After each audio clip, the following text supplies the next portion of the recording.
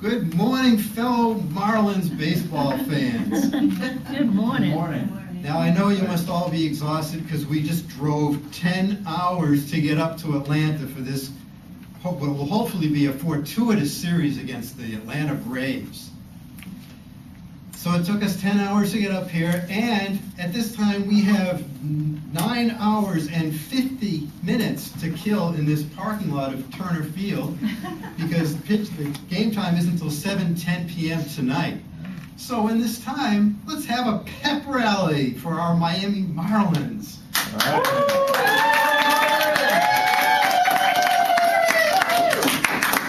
So you may be wondering, who am I to give a pep rally for the Miami Marlins?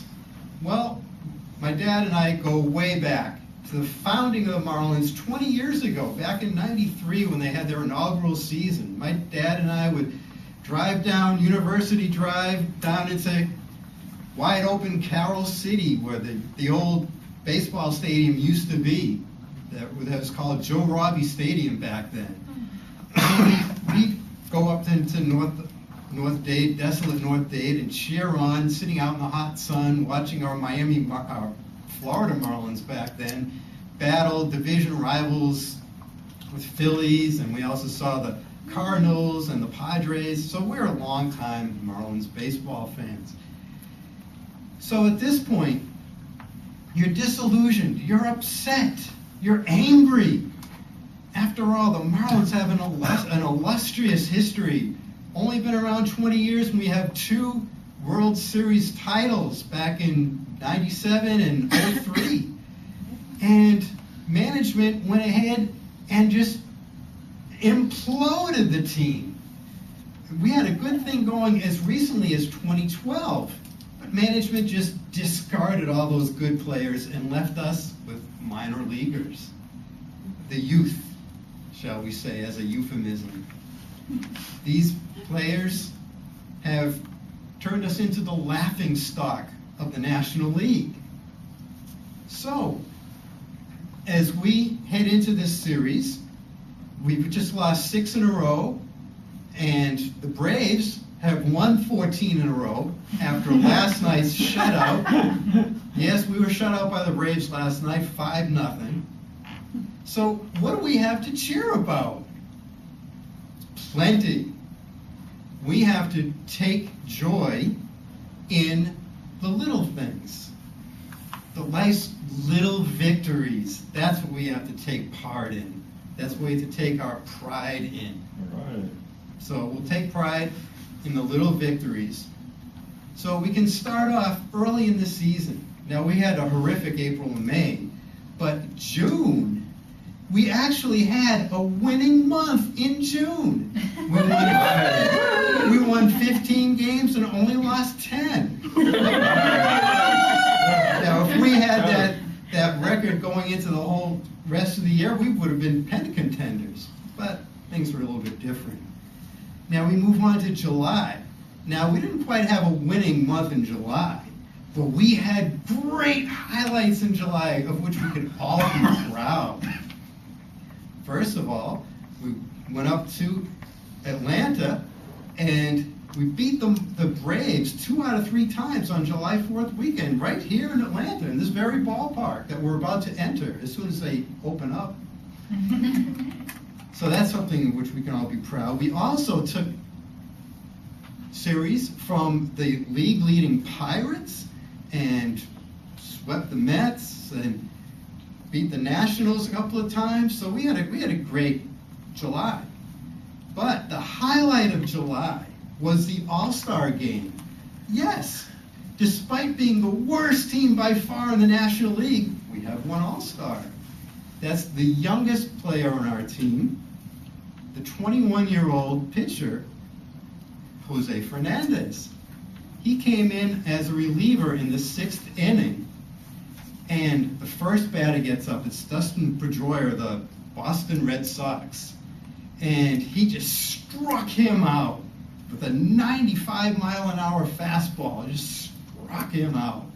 Then the next one was Miguel Cabrera, the Detroit Tigers.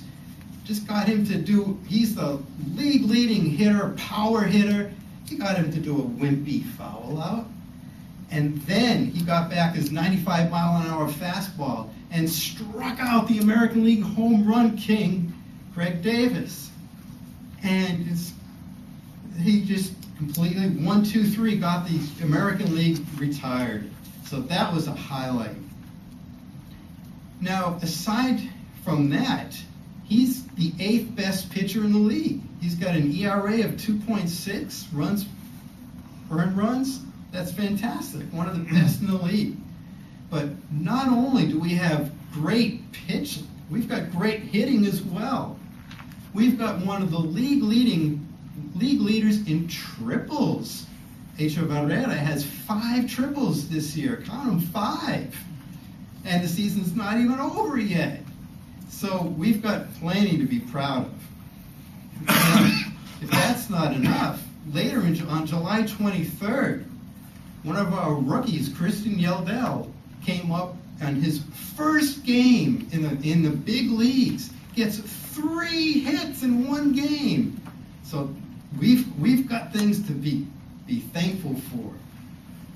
And we can move now on to August. We're only 2 weeks into August, but already we've got some highlights. Now, we're facing a team tonight that has just won 14 games in a row, including last night. But streaking teams don't intimidate us. Just last week, the Cleveland Indians came into town. They were hot. They had an 8-game winning streak on the line. They came in with 8 games in a row. They were cocky. They said, oh, we're going to add 3 more to our winning streak and bring it up to 11 because who are the Marlins? Worst team. But they had something coming. Fernandez struck out 14 batters on the way to a brilliant 10-0 shellacking of the Cleveland Indians. Right. So, we're on top of our game on that. And later in that same series, Nathan Eovaldi, who is pitching tonight, by the way, got up to shut out the Indians with a 100-mile-an-hour fastball. So we have something like that to look forward to tonight. We may not win tonight, but we can see if Eovaldi can get back up to 100 miles per hour. So those are the things of which we have to be thankful. Now, as bad as things are for our Marlins this year, we may be the worst team in the National League, but things are always worse elsewhere. Take the Houston Astros, for example. Houston was so bad that they were banished to the American League, where they are mired in last place. In fact, they're doing so poorly that they're 6 games behind the Marlins in the overall standings. So imagine that. There's a team out there who is actually looking up to the Marlins, thinking that someday we can catch the Marlins, be as good as the Marlins. That's something to think about. And the favorite team of our president, the Chicago White Sox, is actually batting with the same record that we have. So, that's something to be proud of as well. We also have youth on our side. We are the 3rd youngest team in Major League Baseball. So who would you rather watch? A bunch of old guys like the Braves, who are the 20th youth team, or us? More exciting. We also have the best ballpark in baseball. Where else can you get a kosher soy burger and a potato knish at the kosher corner? And we also have mahi-mahi tacos. So tonight, let's wear our Marlins caps and jerseys with pride as we look for the little victories that will make us stand out against the Braves tonight. Can I take that?